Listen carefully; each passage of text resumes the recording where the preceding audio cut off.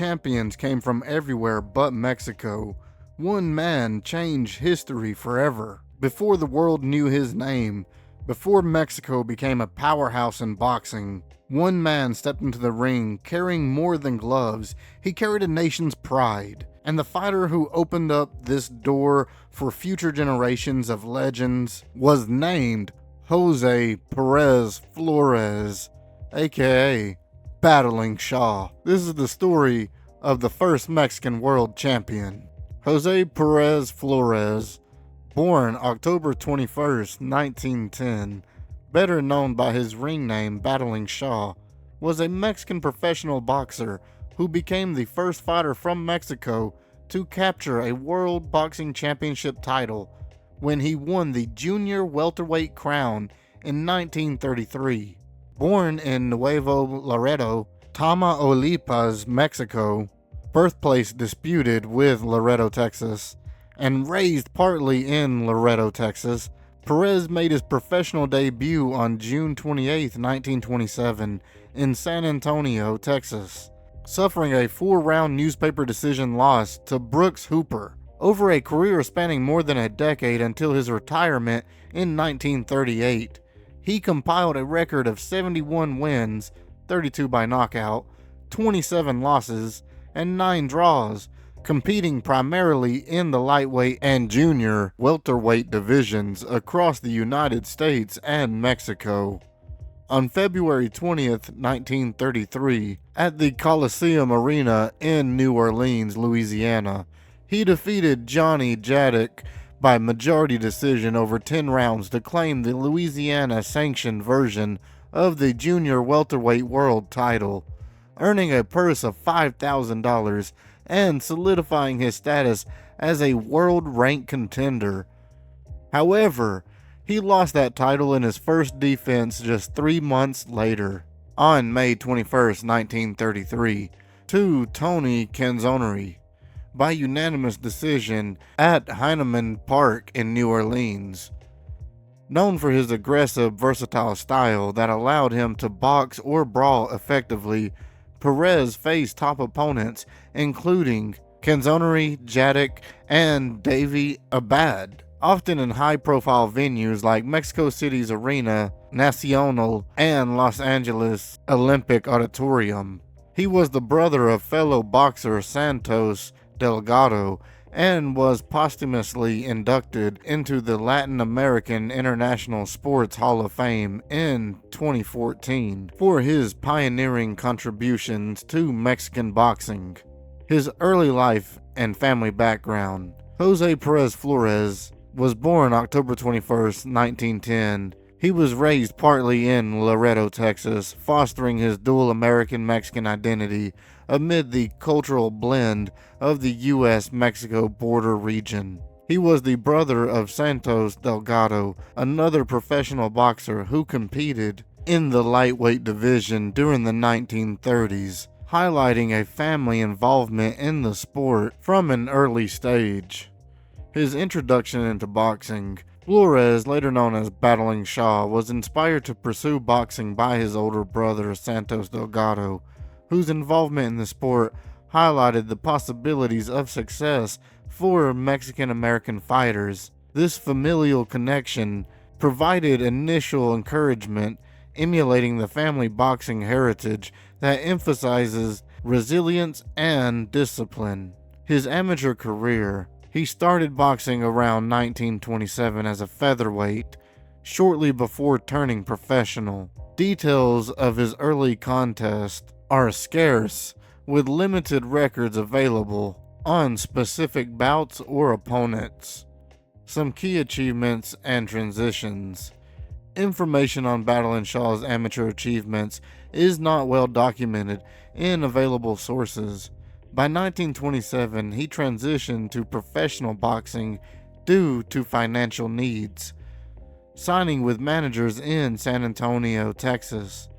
This led to his professional debut on June 28, 1927, against Brooks Hooper in San Antonio. Now his professional career, debut, and initial professional fights. Battling Shaw entered the professional ranks on June 28, 1927, in Laredo, Texas, facing Jesse Sada in a featherweight bout that ended in a no contest after being halted due to lack of action. Later that same day, he secured his first professional victories by defeating debutant Juan Hernandez and journeyman Kid Torion in separate matches, marking an inauspicious yet active debut in the border town's boxing scene. Over the next year, Shaw built early momentum through a series of bouts against local Texas journeymen, primarily in venues across Laredo, San Antonio, Mercedes, and Brownsville.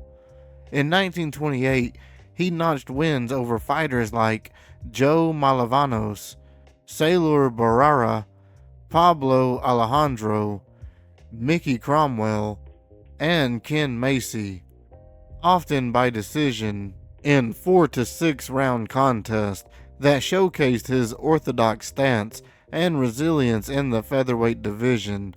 His first setback came in October 1928 against Al Cobber in Laredo, where he was stopped after the 5th round following 2 knockdowns, though he had floored Cobber earlier. By early 1929, Shaw had elevated his record to 10-1-1, including key victories over veteran journeyman Kid Pancho and Dick Weimar in February bouts held in Mercedes and Brownsville. These initial fights against regional opponents with modest records, many debuting or holding losing ledgers, helped him hone his skills, drawing briefly from his prior amateur experience as preparation for the pro level, while establishing a foundation of consistent performances in the competitive featherweight class. Subsequent 1929 bouts resulted in draws against Kid Pancho and Wildcat Monty, alongside a disqualification win over Kid Pancho, pushing his records towards 12-1-3 by mid-year and demonstrating growing durability against taller, more seasoned foes. Rise to prominence in major opponents. Battling Shaw began his ascent in the professional ranks during the late 1920s, establishing himself as a durable featherweight before transitioning to the lightweight and junior welterweight divisions around 1931 to better suit his physical style and pursue greater opportunities.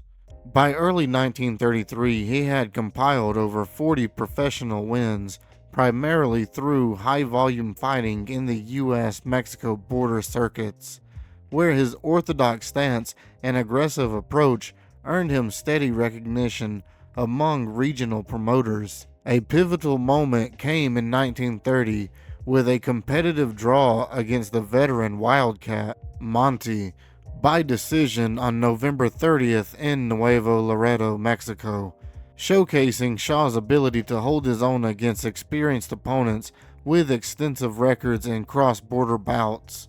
This performance, coupled with a disqualification victory over the promising Kid Pancho on August 31st, 1931, at Arena Nacional in Mexico City, broadened his visibility beyond local audiences and highlighted his tactical versatility in international settings. Shaw was often billed as Benny Kid Roy in these promotions, a moniker that reflected his Mexican heritage and appealing ring persona.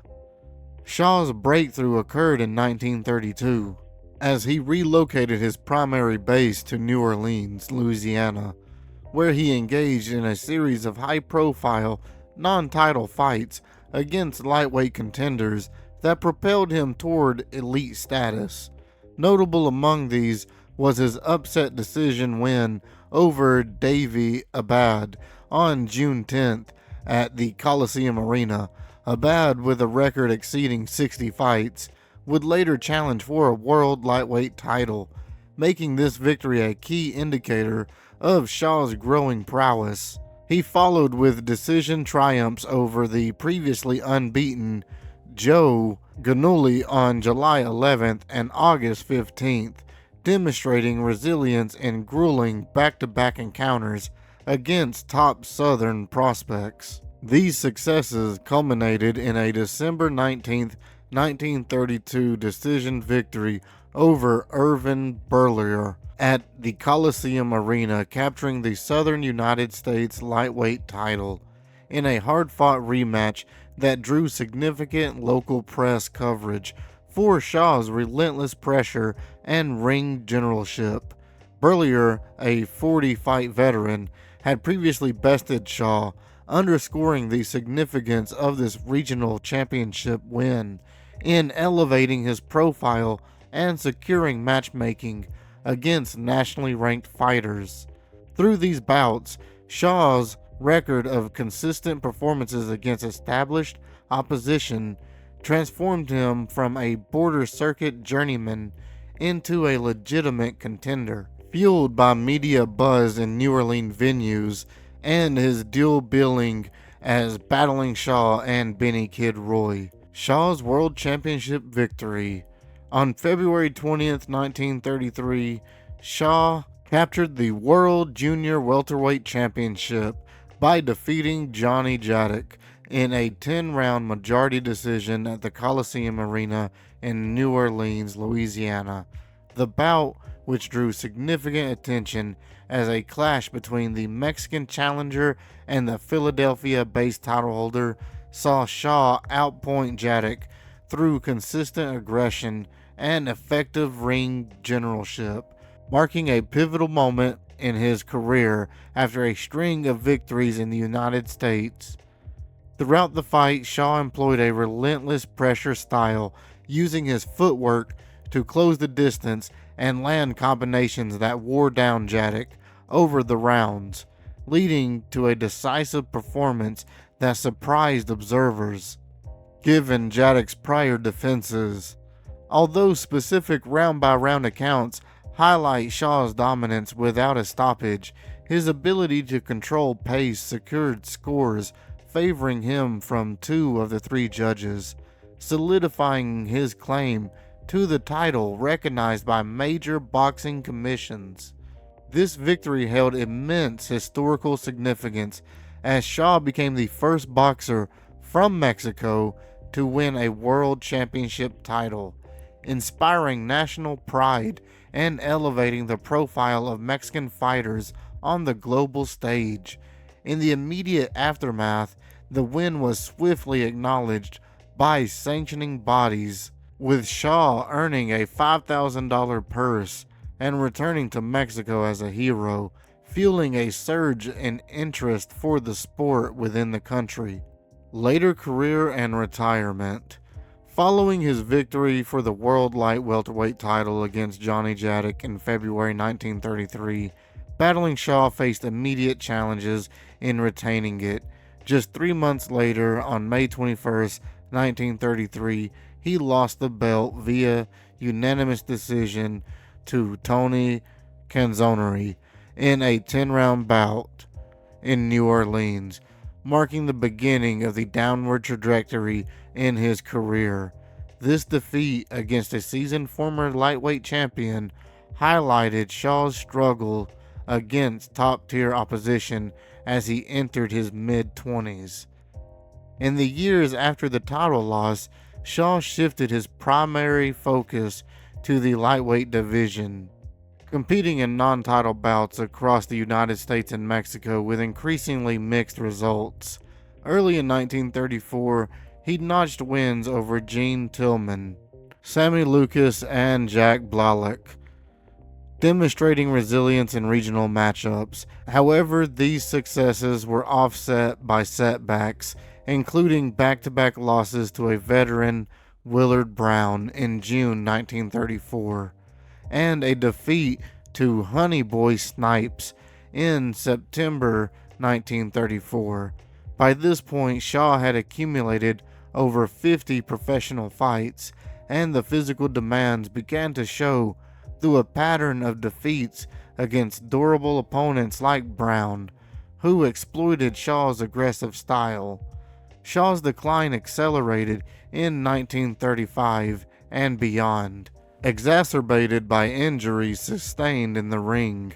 A notable incident occurred in November 1935 against Richie Mack in Nuevo Laredo, Mexico, where an elbow to the eye forced Shaw to retire during the fight, resulting in a loss. Subsequent bouts yielded further losses, including to Midget Mexico, Pepe Saldana, and others, as he faced a grueling schedule that pushed his total fights past 100. Despite occasional victories, such as against lesser-known regional fighters, the cumulative toll of age, wear from high-volume campaigning, and mounting defeats led to diminished performances. Shaw's professional career concluded in October 1938 with a 10-round point loss to David Valesco in Tampico, Mexico, after which he retired from boxing at the age of 28. His final record stood at 71 wins, 32 of them by knockout, 27 losses, and 9 draws across a 107 documented bouts, reflecting a once promising career hampered by the rigors of the sport in an era of limited recognition for Mexican fighters abroad. No public statements on retirement motivations survive in contemporary records, though the pattern of inactivity following his last fight suggests the physical and competitive strains were decisive factors. His personal life, family, and relationships. He was the brother of Santos Delgado, the professional boxer, who competed under the ring name Battling Delgado. The siblings shared a familial bond rooted in their common pursuit of boxing careers. During the early 20th century, Shaw's personal life was closely tied to the Mexican-American communities along the U.S.-Mexico border, where he was born in Nuevo Laredo, Tamaulipas, Mexico. This background fostered relationships with the regional boxing scene, including connections with promoters and fellow fighters in Texas and northern Mexico. His post-boxing endeavors. After retiring from boxing in 1938, little is known about him in his later life. He lived until August 27, 1994. Specific details regarding the location and cause of death are not documented in available sources. Following his retirement from boxing, he was reported working as a motorcycle cop in Mexico City. His influence on Mexican boxing history.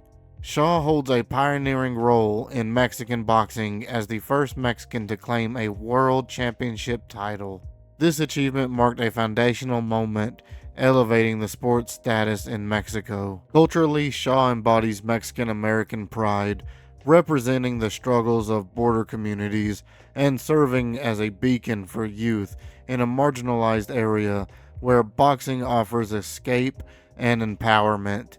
His 1933 triumph is commemorated in Mexican sports narratives as the spark of the phenomenon that intertwines with national identity, influencing media depictions of boxers as symbols of bravery and communal uplift. Anniversaries of his victory continue to highlight his enduring impact, reinforcing boxing's role in fostering resilience amid adversity. In recognition of his contributions, Shaw was inducted in the Latin American International Sports Hall of Fame in 2014, affirming his status as a trailblazer whose achievements help establish Mexico's dominance in the lower weight divisions. Between 1927 and 1938, he has a verified 107 bouts, 32 of his victories coming by knockout, giving him a KO percentage of 45%. And with all the numbers run, it looks like he did a total of 828 rounds total, reflecting how durable he was. Rest in peace, Battling Shaw. Thank you for all you've done for the sport.